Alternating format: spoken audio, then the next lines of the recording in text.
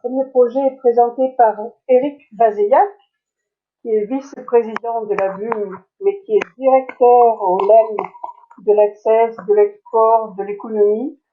Et il va nous parler de parcours de soins officinaux, qui, vous verrez, sont une nouveauté par rapport à ce que l'on a vu.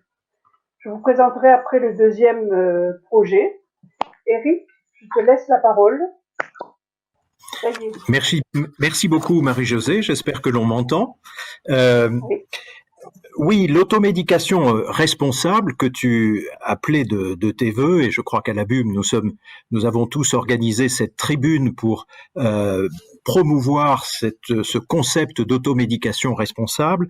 Ça peut être aussi une automédication accompagnée, et c'est le sens du projet que je vais avoir le plaisir de vous présenter, qu'on appelle Parcours de soins officinal, et je crois que son titre est déjà très évocateur du sens que l'on a voulu donner à ce qui nous apparaît être un véritable parcours de soins. C'est quoi l'idée ?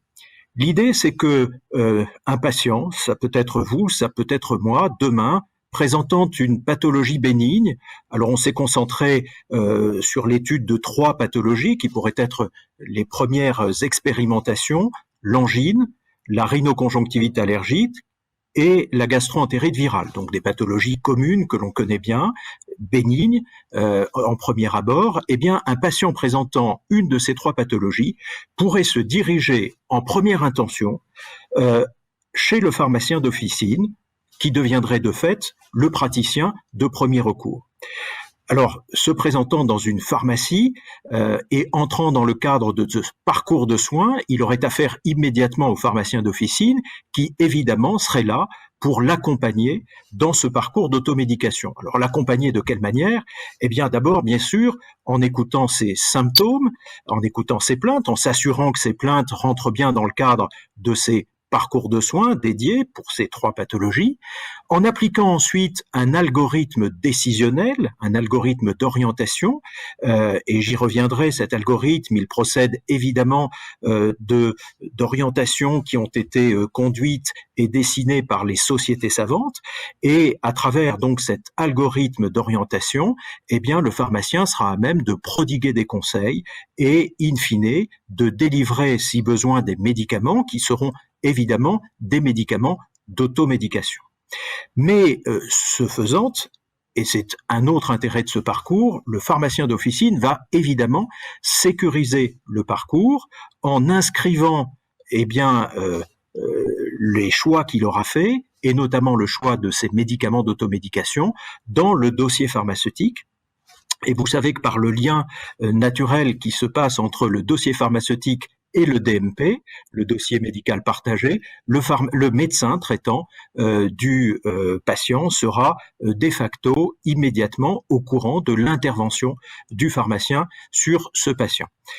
Il va sans dire que le circuit peut fonctionner dans l'autre sens et que le médecin traitant sera invité dans le cadre de ce parcours à renseigner évidemment les éléments de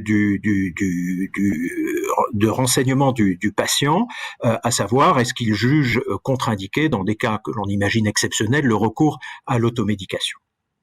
Alors voyez-vous, ce parcours de soins officinal, il présente 3 objectifs.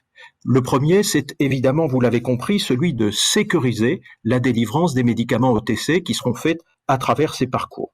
Et vous l'avez compris, les outils de sécurisation sont les algorithmes décisionnels. Le pharmacien a une conduite qui est indiquée et qui a été validée par les sociétés savantes.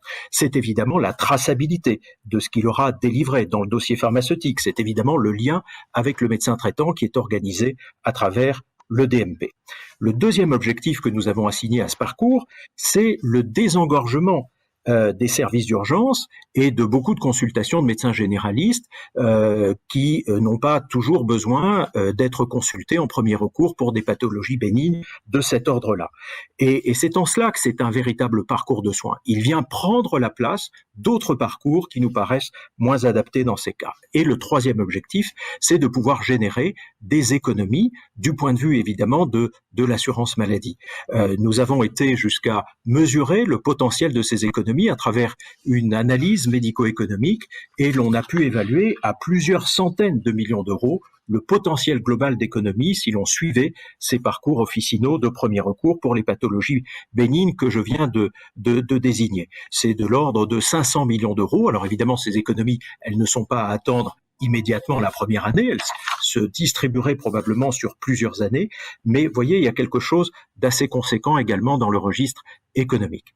Alors ce parcours de soins, il a été étudié, il est en train d'être mis en place par, et c'est le propre de la BUM, vous le savez, un collectif d'acteurs du médicament, et on trouve autour de ce projet aujourd'hui réuni évidemment l'ensemble des syndicats de pharmaciens d'officine, la SFPF, et l'USPO. On trouve aussi réunis les industriels du médicament intéressés, la FIPA, et nous avons son représentant parmi nous qui s'exprimera tout à l'heure au cours de la table ronde, et le LEM, et puis un certain nombre de complémentaires santé qui étudient la possibilité de pouvoir apporter leur concours à un paiement, un remboursement évidemment de ces médicaments qui initialement n'ont pas vocation à être pris en charge par l'assurance maladie obligatoire.